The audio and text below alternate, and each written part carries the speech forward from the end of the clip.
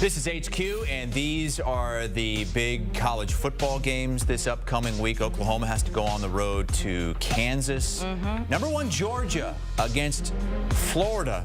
That's in Jacksonville on CBS, 3:30 Eastern time. Top 20 matchup in the ACC, Duke and Louisville. I think the best game is in the Pac-12. Oregon at Utah. Both those teams with just one loss so far this season. Ohio State has to go to Scotty as well. Amanda. Utah coming off that win over USC. So let's jump into the SEC on CBS, 3:30 Eastern on Saturday. We got Florida and Georgia going at it. Big number here, 14.5 in favor of Georgia. This does not scare you, though, Danny. I ain't scared. I ain't scared, Amanda. I'm going to go ahead and lay them. Here's why. Georgia has been up and down, right? They've had Auburn. They were a little down. Their last game against Vanderbilt, they look kind of down. When they are on, they are the best team in the country. They can get it going. I think this is a rivalry game that they will be up for.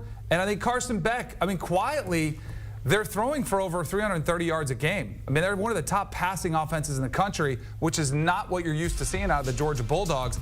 Their defense is going to continue to get better. And while Graham Mertz has been really a pleasant surprise for the Florida Gators, that's about the only surprise that's been to the upside for the Florida Gators. So I think the best version of Georgia shows up.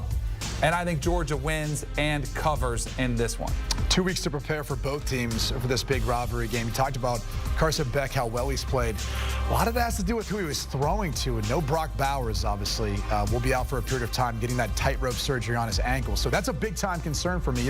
When targeting Brock Bowers this season, Beck's yet to throw an interception. Targeting everyone else, 8 touchdowns to 4 interceptions. Completion percentage is down. I don't know that Georgia, by the way, wins against Auburn earlier this season without Brock Bowers. So I'm a little bit concerned to see what Georgia's going to look like in a big-time rivalry game, neutral site, without their best player in Brock Bowers. And so that's why I'm leaning more towards taking the points here, the 14.5. And look, you mentioned it with Graham Mertz. He's been much better than expected, I think, for a lot of those who saw them play at Wisconsin. Everything's been improved, in particular versus pressure. Now, this isn't the same Georgia defense we saw in years past. They're averaging less than 2 sacks per game. I think all those guys are getting the sacks up there in Philadelphia now. But the reality is, even under duress, Graham Mertz has still been phenomenal so far this year for the Gators. So I think the Gators keep it within the number. I don't think they pull off the upset, but I think 14.5 might be a little bit too much here in a little rivalry game. Danny, do you know that that Georgia's only covered once this season? Yeah, 1-5-1, I think they are against the number. You're but those trends are made to be broken. That's what happens in this game. By the way, had Florida covered a bunt, he would have said the same thing. Those trends are made to be broken this year. Right? Ladd McConkey's getting back. He's getting healthier. They're finding other options to work with. I think they'll be all right. All right, let's move to a top 20 matchup, Duke and Louisville. Duke coming off the loss at Florida State. I don't know if it's a loss, Danny, if Riley Leonard doesn't re-injure that ankle. Duke's up 3. Riley Leonard's driving him down the field. They're in the red zone, potentially going up 10, late 30, gets hurt, and then Florida State runs away. Now, Leonard's hurt again, okay? I'm surprised at this line. He might not play. I would be surprised if he does play. You think so? Because I saw him looking like he maybe possibly could have come back in the game, right? He was making the case for Mike Elko, running, cutting. I think he may have been able to play. That tight against FSU, if he could play, he would have come back in? No, I think Mike Elko, by going for it on that 1 4th down, we were just talking about Pete as he was walking off the set, I think he knew how good Florida State was offensively, and they felt like it was their last chance. And once they kind of felt the game slipping away, he's like, why waste my quarterback? Plus, I think Riley Leonard was a shell of himself throwing the football. He did not throw the ball with very much effect, and he didn't run the ball either. He's still an incredibly, athletic quarterback, but I think another week off will do him good. I think Duke is still one of the more underrated defenses in the country, and I think they're going to provide some problems for Jack Plummer, who has struggled against the better defenses that they've played. So I like Duke to cover the number here, but my favorite play in this game is the under because of what I was talking about with Duke. So I think they'll be able to control Jawar Jordan, that run game, and they'll be able to create some turnovers, get some stops. And on the flip side, Duke, whether it's Belen or it's Riley Leonard, they have been struggling to put up points. So I think a lower scoring game that comes down to a field goal, I like Duke in the under. It's a really interesting matchup for both these teams. Just talking about how good the Duke defense has been. Who's number 2 in the ACC right now against the run? Louisville. Louisville's actually been pretty stingy, too, defensively against the run. You talk about Jawar Jordan. Have a hard time stopping him. He's an explosive back, and when you've got a Thrash on the outside too, it loosens some things up because he's a game breaker in the passing game, and Plummer has played well. It's really more about, to me, the turnovers in this game. Because if you look at Jack Plummer throughout the season, 3 separate times he's thrown 2 interceptions in a game. If he takes care of the football, Louisville shouldn't have any problem whatsoever covering this number of 4.5. So I just think if you're looking at Louisville as a whole, a little bit more playmakers, the concern at the quarterback spot for Duke, and also back-to-back weeks on the road for Duke. So this is one where I think Jeff Brom and the boys there in Louisville win this game, and they cover the number at 4.5. And look at those numbers. They've won 8 straight at home. They've covered all 8. Amanda, that's the longest home Coming off the bye as well. Coming off the bye. We got to track these. Is Jack doing anything this year? Is he tracking? I was 1-3 last week, so it wasn't a good one last week. I don't know. He's getting on weird.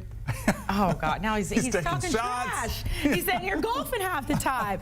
Chris's favorite matchup. What? Not wrong. There are shots fired all over this place. Number 8, Oregon at Utah. Brady, I want to start with you here. Oregon favored by 6.5. Well, actually, I want to start with Danny. Is this a hangover game for Utah? No. I think coming back home, Rice Eccles, one of the toughest places to play in the Pac-12, if not the country.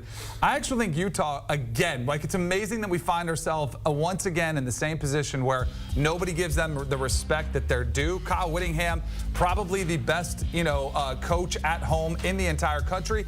I think some of the best news out, now this was unfortunate for Cam Rising, but Kyle Whittingham finally comes clean and says, you know what, we are just going to go with Bryson Barnes at quarterback. And I think he already probably knew that. He's coming off his best game yet, the 3 touchdowns and a rushing touchdown against USC. I think he comes back. I think he plays with a lot of confidence. I'm not going to go so far and call out the outright upset, but I like Utah at home as the home dog. And I also like the under in this one. The point total, too high. Utah's defense and Oregon's defense, by the way, are really solid. So I think it'll go under, too. Really, really good. Some great matchups in this one. Both these teams can really generate some pressure with their fronts.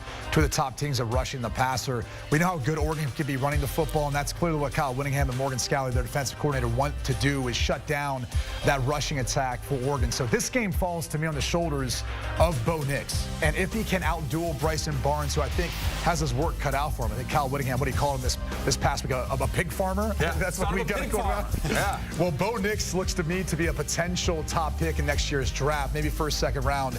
But he's having a phenomenal year, completing a high percentage of his passes. Tony Franklin's been phenomenal creating big plays. And if there's been an Achilles heel for Utah, it's been 2 things. Big plays. No one's better than Oregon at 30-plus yard plays in the passing game than Oregon so far this year. And then you look at the 3rd down percentage, too. Utah's been tough against opponents on 3rd down. Oregon's been one of the best, if not the best, in the Pac-12. And on the flip side, Utah's having a hard time staying on the field. So 3rd down, big plays, to me, is the formula for how Oregon wins this game and covers the number 6.5 on the road. Opposite sides of all 3. God, those uniforms are incredible. I didn't listen to a word Brady said. Let's move on to best the Utah, bets just the red and white? for week 9. I mean, Utah's got great exactly uniforms, what he's talking about. They both have great uniforms. Yeah, Brady not buying into, I guess, the thought that Caleb Williams should just shut it down and be done and get ready for the draft because you're going to USC with your best bet of the week. I am. I think you laid 11 points with them playing on the road Berkeley. It's not going to be a great home crowd environment for them. Outside of stopping Jay Knott, that's really the game plan for this USC defense. I think that's all they're hearing right now is all the talk about how bad they've been, how poor they've played. They step up. Caleb Williams steps up. They have too much talent and ability on the outside for Cal's defense to be able to match up. So you lay the 11 points. USC gets back on track. We tend to forget, too, they've got 2 losses, but they're not outside the realm of winning the Pac-12 championship, right? One of those losses came to a non-conference opponent. So their goals are still out there for them. Now, at the end of the day, with 2 losses, can they be the first 2-loss team to make the college football playoff? I don't know. There's a lot of football left to be played, but I don't think they've thrown in the towel quite yet. 5 years ago, saying that Caleb Williams should sit out the rest of the season was like kind of stupid. Now, if you say it today, it's borderline absurdity to say that he sits it out the season. He's making really good money. I mean, that was one of the things they were talking about him coming back because he makes such good money. Sidetrack there. All right, for my best bet, I'm going to go to Kentucky, where Tennessee is coming off a rough loss against Alabama. Now, if you notice, there was a trend about 3 or 4 weeks ago. They were leading the country in yards per carry. All of a sudden, it's starting to get less and less and less as they're getting against the better defenses. And with that, it's put more pressure on Joe Milton, who has been very hot, but also very cold as he was in the second half. I think they are going to have a really tough time bouncing back, running the football against Kentucky, and I think Kentucky will also be able to run the football against Tennessee. This is a matchup that has Mark Stoops' specialty written all over it. I'll take Kentucky in the 3.5, and I also think they could win the game outright. Wow. All right, let's recap the picks from Danny Kanell and Brady Quinn heading into this week in college football. It's the last week before we get the very first college football playoff rankings. They're on opposite sides of everything. Wow. Everything. Track it, Jack. Do something. Best bet of the week, though. I mean, you at least agree with Brady on USC minus 11 at Cal, Danny? I don't know. I can't strongly endorse it, but I get the reasoning. Okay. All right. Cover 3 podcast. You can hear folks like Danny, folks like Brady, folks that just love college football, the best sport in the world. Check it out. They've got podcasts several times a week, and this time of year, every day of the week.